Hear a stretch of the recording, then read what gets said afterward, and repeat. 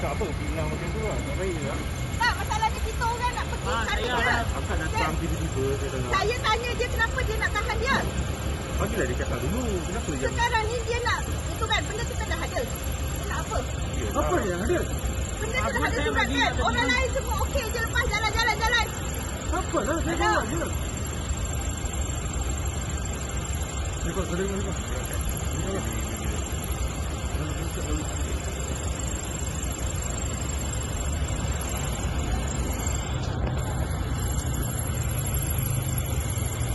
Masa dipanggil sana.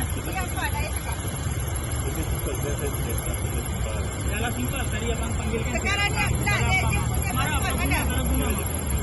Pasport dia mana? Pasport dia mana? Awak yang ambil tadi. Ada? Syah. Syah. Nah, dia tarik, siapa tarik surat tu tadi? Siapa tarik surat tu? Dekat sini. Dekat sini. Siapa tarik surat tu? Dekat Taiwan. Siapa tarik surat tu tadi? Dari tangan saya siapa? Sekarang ni dekat awak pasport dia, okey? Kalau saya cek awak ada? Kalau tak ada? Kalau tak ada? Kalau tak ada? Sekarang ni saya melapor-lapor sangat. Kakak nak elok sikit. Oh, tengok mana? Ada.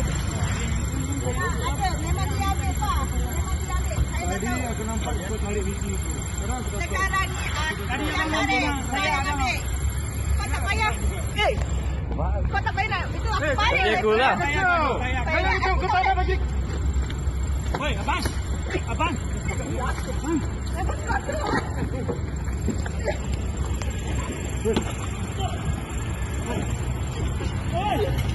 Jek.